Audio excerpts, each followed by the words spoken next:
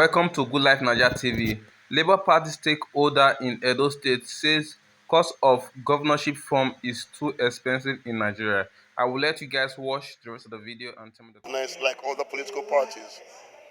You know, the purpose of Labour Party is to encourage grassroots participation. Is to give the common man a vehicle, okay, to participate, in our politics, and also expand the political space. 30 million, naira nomination fee is very restrictive. Only a few people can afford that. And if you look at the list of aspirants in Edo State, we have over 20 of them. About 19 of them cannot afford, to pay 30 million. And of those 19, we have some of the best candidates. So this, 30 million has, by design, restricted the participation of people who are qualified and people who are well-meaning, people who have what it takes to bring about, that change in narrative that we talk about, and instill good governance from participation in the coming election process. And that is why, we are vehemently against, such an outrageous, nomination fee. If you say such amount is outrageous, in your position, what would you think would have been the fair amount for all the candidates? Well, what we're saying is it needs to be deliberated. It needs to be deliberated, but it needs to be affordable. I cannot give you, a particular amount, but, if I tell you 10 million, some may say, well, it is not, it is not what, should be charged for a nomination fee. But however, because the people were not involved in the process, there was no deliberation, okay, as to ascertain the affordability, of this nomination fee. By design, it became restrictive, and that's what, we are opposed against. But the question is, well, was there due consultation with the common people? This is the People's Party. It doesn't belong to, a group of people who sit down and decide, what should, be okay in the party. The problem we're having in this party, there's no due consideration, with the party base. And, if we must do things differently from other parties, we must begin to defer to the party base. And that's our contention, and that's what it should be. And that's how we're going to ensure that things are being done differently. Otherwise, we are just going to be the same as PDP and, APC. And I want to tell you, I don't see any change in narrative in that, situation. I am not sure why the presence of the leaders of the party from nationals are not here. They could have had their reasons, or maybe they are busy with one or two things.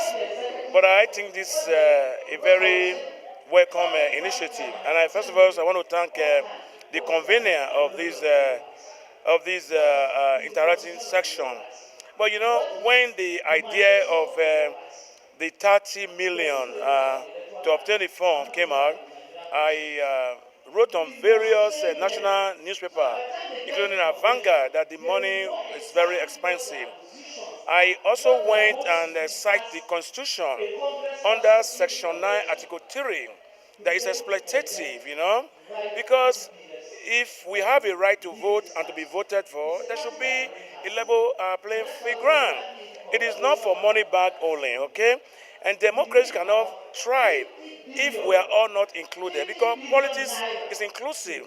So for me, I cannot speak on why they are not here, but I did see some past TUC and LSC president here, and also recognize some of my very important people from Edo State, such as my own brother Obasoge, and my friend too, who is also very grounded with the party, Fingo is here, and Madam Musayuki is here, many more I cannot even Egage, who contested at Ikubaoka Lukaku, is also here. I paid my flight, I paid my hotel, because I want to make sure that we, as Labour Party, will succeed. But the way they are running the party is preposterous because you cannot run party like military.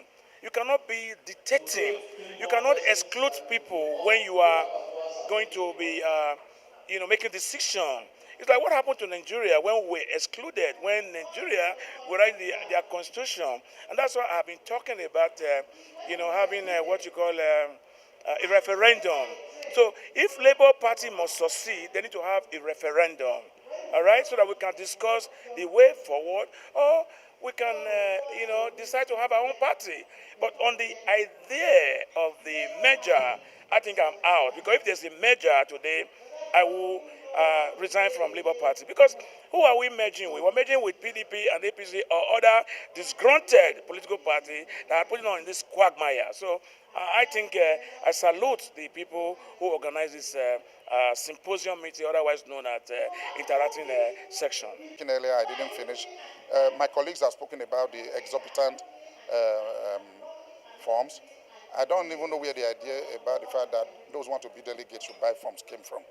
Okay, it should be very democratic, but more importantly, the party must ensure that the guidelines that have been given for this election of delegates is compliant with the Electoral Act and the guidelines issued by INEC. Okay, it doesn't seem to be so now because those guidelines are very clear. The Electoral Act is clear. It has to be one elected delegate per ward. Elected, not selected, not nominated. It is those delegates, elected delegates per ward, that will then go on to form the electoral college to elect gubernatorial candidates at the primaries. So the party must ensure that whatever guidelines they are bringing out is compliant with the Electoral Act and the electoral guidelines issued by INEC, so as to douse the tension that is going on now and to limit the chances of unnecessary litigations after the primaries. That is what we all stand for. We've been talking by the sidelines to the party leadership and they are not listening. Those of us who are factual, they don't listen to us. They have been ostracizing leaders, like I told you earlier. They've been ostracizing those who built this party, who funded this party, who put their sweat into this party. They are now being sidelined. And all newcomers are the ones at the center stage. Because when you say the truth, it then seems as if you're upsetting the apple cart. All right? Please, they must ensure we don't want crisis in this party. So the NEC and the NWC must ensure that whatever guidelines they are issuing for the primaries in those states and on those states are compliant, those party guidelines are compliant with the Electoral Act and the guidelines issued by INEC. Thanks for watching, guys. Subscribe to Good Life Naija TV to get more videos like this in the future. Thanks, guys. I'm out.